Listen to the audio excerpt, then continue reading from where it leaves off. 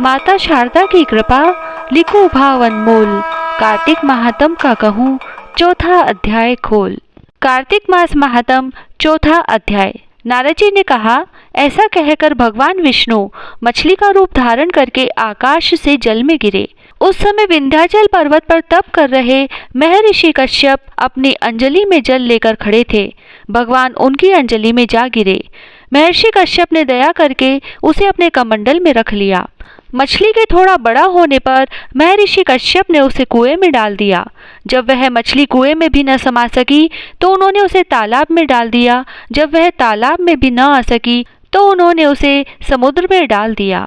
वह मछली वहां भी बढ़ने लगी। फिर मत्स्य रूपी भगवान विष्णु ने इस शंखासुर का वध किया और शंखासुर को हाथ में लेकर बद्री वन में आ गए। वहां उन्होंने संपूर्ण ऋषियों को बुलाकर इस प्रकार आदेश दिया, मुनीश्वरों, तुम जल के भीतर बिखरे हुए वेद मंत्रों की खोज करो और जितनी जल्दी हो सके उन्हें सागर के जल से बाहर निकाल लाओ। तब तक मैं देवताओं के साथ प्रयाग में ठहरता हूँ। तब उन तपोबल संपन्न महर्षियों ने यज्ञ और बीजों सहित संपूर्ण वेद मंत्रों का उद्धार किया। उनमें से जितने मंत्र जिस ऋषि ने उपलब्ध किए वही उन बीज मंत्रों का उस दिन से ऋषि माना जाने लगा। तदंतर सब ऋषि एकत्र होकर प्रयाग में गए। वहां उन्होंने ब्रह्मा जी सहित भगवान विष्णु को उपलब्ध हुए सभी वेद मंत्र समर्पित कर दिए। अब सब वेदों को पाकर ब्रह्मा जी बहुत प्रसन्न हुए। उन्होंने देवताओं और ऋषियों के साथ प्रयाग में अश्वमेघ यज्ञ किया। यज्ञ समाप्त होने पर सब देवताओं ने भगवान से निवेदन किया, देवादिदेव जगन्नाथ, इस स्थान पर ब्रह्मा जी ने खोए हुए वेदों को पुनः प्राप्त किया है और हमने भी यहाँ आपके प्रसाद से यज्ञ भाग पाए हैं। अतः यह स्थान पृथ्वी पर सबसे श्रेष्ठ पुण्य की वृद्धि करने वाला एवं भोग तथा मोक्ष प्रदान करने वाला हो। साथ ही यह समय भी महापुण्यमय और ब्रह्मघाती आदि महापापियों की भी शुद्धि करने वाला हो तथा यह स्थान यहाँ दिए हुए दान को अक्षय बना देने वाला भी हो। यह वर दीजिए। भगवान विष्णु बोले, देवताओं, तुमने जो कुछ कहा है वह मुझे स्वीकार है।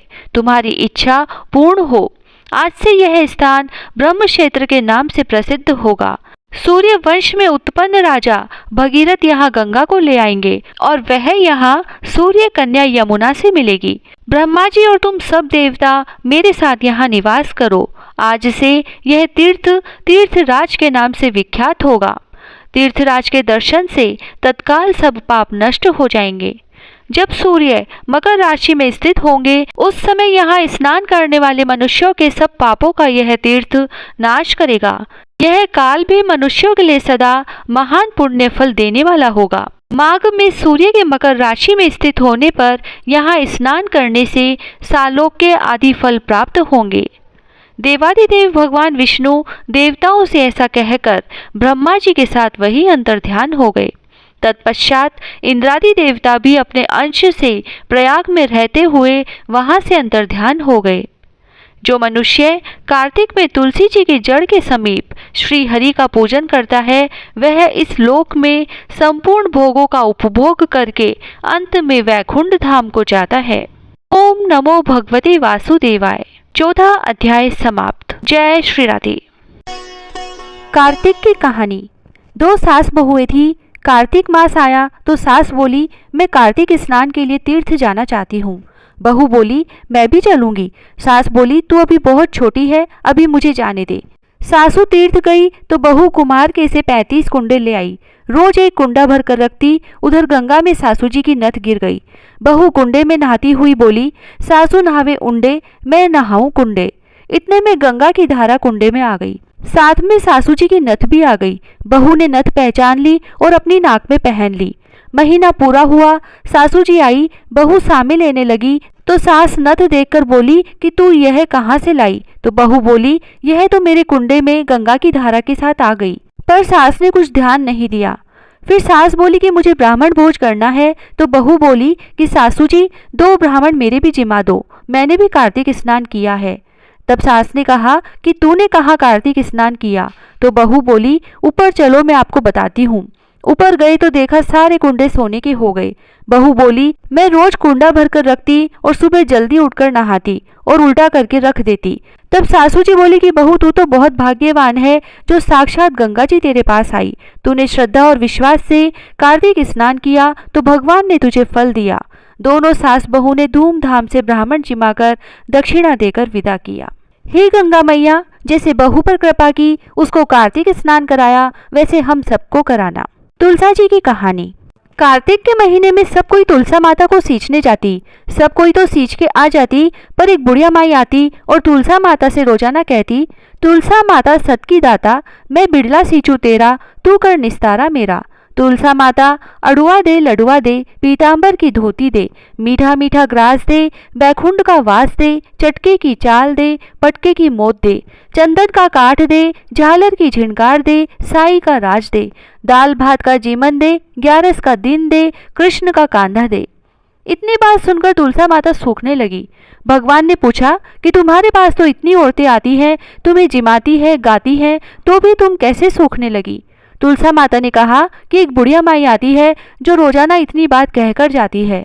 मैं और तो सब कुछ दे दूंगी, पर आप कृष्ण जी का कांधा कहाँ से दूंगी? थोड़े दिन बाद बुढ़िया माई मर गई। सब कोई उसको उठाने लगे, पर वह इतनी भारी हो गई कि उठे ही नहीं। सब कोई कहने लगे कि पाप घाट की माला फेरती थी जिससे इतनी भारी हो गई।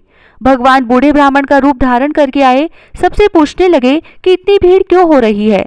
सब बोले, एक बुढ़िया मर गई है, पापनी थी, इसीलिए किसी से नहीं उठती। तब भगवान बोले कि इसके कान में मुझे एक बात कहने दो तो यह उठ जाएगी। सबने कहा, तू भी अपने मन की निकाल ले। भगवान ने जाकर उसके कान में कहा, बुढ़िया माई तू बिड़ला सींचे मेरा, मैं करूँ निस्तारा तेरा।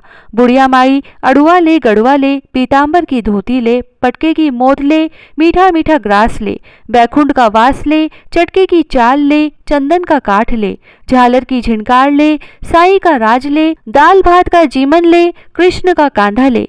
इतना सुनते ही बुढ़िया माई हल्की हो गई। भगवान उसे कांधे पर ले गए और उसकी मुक्ति हो गई। हे तुलसा माता, जैसा उसकी मुक्ति करी ऐसा हमारी करियो, जैसा उसको कांधा दिया वैसे सबको दियो। पीपल पतवारी की कहानी। एक गुजरी थी, उसने अपनी बहू से कहा कि तू दूध दही बेच के आ। वह बेचने गई तो रास्ते में औरतें पीपल पतवारी सींच रही थी। उनको सींचता देखकर बहू ने पूछा कि तुम यह क्या कर रही हो? औरतें बोली कि हम पीपल पतवारी सींच रही हैं, इससे अन्न और धन होता है, 12 वर्ष का बिछड़ा हुआ पति मिल जाता है। बहू बोली, ऐसी बात है तो तुम तो पानी से सींचती हो, मैं तो दूध से सींचूंगी। अब तो गुजरी बहू रोजाना दूध दही बेचने ही नहीं जाती, वह रोजाना दूध तो पीपल में और दही पतवारी में सींचती। सास दूध दही का दाम मांगती तो कह देती कि महीना पूरा हो जाने पर दे दूंगी। कार्तिक का महीना पूरा हो गया, पूनम का दिन आया। बहू पीपल पतवारी के पास जाकर बैठ गई। पतवारी ने पूछा कि तू मेरे पास क्यों बैठ गई? तब बहू बोली कि सासू दूध दही का दाम मांगेगी। पीपल पतवारी बोली कि मेरे पास क्या दाम रखा है, ये भरा डिंडा पान पतुरा है, इसको ले जा। बहू ने वही ले जाकर कोठरी में रख दिया और डर के मारे कपड़ा ओढ़कर सो गई। सासू बोली कि बहू पैसे ला। बहू बोली कि कोठरी में रखा है। सासू ने कोठरी खोल के देखी तो हीरा मोती जगमगा रहे हैं। सासू बोली कि बहू इतना धन कहाँ से लाई? बहू ने आकर देखा तो सच्ची में ही धन भरा हुआ है। बहू ने सासू को सारी बात बता दी। सास ने कहा कि अब की कार्तिक में मैं भी पतवारी सींचूंगी। कार्तिक आया, सास दूध दही तो बेचकर आ जाती और हांडी धोकर पीपल पतवारी में चढ़ा देती। आकर बहू से कहती कि मेरे से दाम मांग। तब बहू कहती, सासू जी कोई बहू भी दाम मांगती है क्या? पर सासू कहती कि तू मांग। बहू बोली कि सासू जी पैसे लाओ, तो वह पीपल पतवारी के पास जाकर बैठ गई। पीपल पतवारी ने सासू को भी पान पतूरा भरा डिंडा दे दिया। उसने वही ले जाकर कोठरी में रख दिया। बहू ने खोलकर देखा तो उसमें कीड़े मकोड़े बिलबिला रहे हैं। बहू ने कहा, सासू जी यह क्या है? तब सास ने आकर देखा और बोलने लगी कि पीपल पतवारी तो बड़ी दोगली पटपीटन है, इसको तो धन दिया और मुझको कीड़ा मकोड़ा दिया। तब सब कोई बोलने लगे कि बहू तो सत की भूखी सींचे थी, तुम धन की भूखी सींची। हे पतवारी माता, जैसा बहू को दिया वैसा सबको देना, जैसा सास को दिया वैसा किसी को मत देना।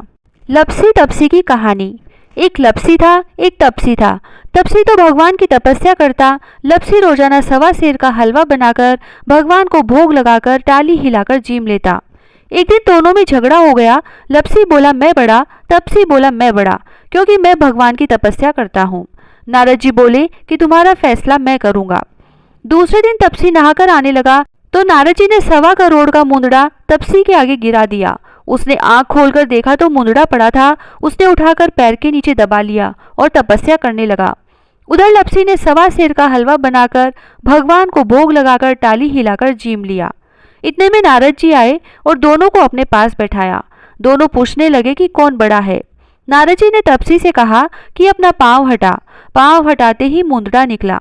तब नारद जी बोले कि मुंदड़ा चुराने से तेरी तपस्या भंग हो गई है, इसलिए लपसी बड़ा है। तपसी कहने लगा कि मुझे मेरी तपस्या का फल कैसे मिलेगा। नारद जी बोले कि तेरी तपस्या का फल कार्तिक नहाने वाली देंगी। सब कहानी कहकर तेरी कहानी नहीं कहेंगी तो कार्तिक का फल तुझे हो जाएगा। धोती देकर अंगोछा नहीं देंगी, सीधा देकर दक्षिणा नहीं देंगी, ब्राह्मण जिमाकर दक्षिणा नहीं देंगी, दीवा चास कर हाथ न जोड़े तो तेरा पुण्य होगा। कपड़ा दे के बटन न लगावे, दाहिने हाथ नाड़ा बांधे तो सबका फल तुम्हें हो जाएगा। और इतना कहकर नारद जी चले गए। लपसी को फल लपसी ने हो जो, तपसी को फल तपसी ने हो जो, माँ की कथा कहानी को फल माँ ने हो जो। विनायक जी की कहानी। एक बुढ़िया माई थी। वह मिट्टी के गणेश जी की पूजा करती थी। वह मिट्टी के गणेश जी रोज बनाती, रोज गल जाते। सामने एक सेठ का मकान बन रहा था तो वह वहां जाकर बोली कि पत्थर का गणेश बना दो। मिस्त्री बोले जितने में हम तेरा पत्थर का गणेश गढ़ेंगे उतने में अपनी दीवार न चीनेंगे। बुढ़िया बोली कि राम करे तुम्हारी दीवार टेढ़ी हो जाए। अब उनकी दीवार टेढ़ी हो गई। वो बनावे और ढा देवे, बनावे और ढा देवे। इस तरह करते करते शाम हो गई। शाम को सेठ आया और उसने कहा आज कुछ भी काम नहीं किया।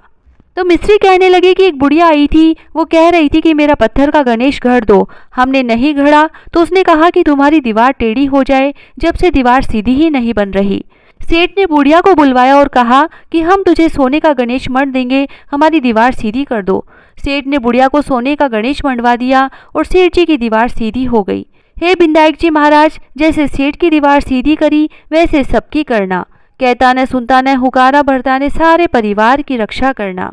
हे कार्तिक महाराज, सबकी मनोकामनाएं पूरी करना, सबकी रक्षा करना। जय श्री राधे।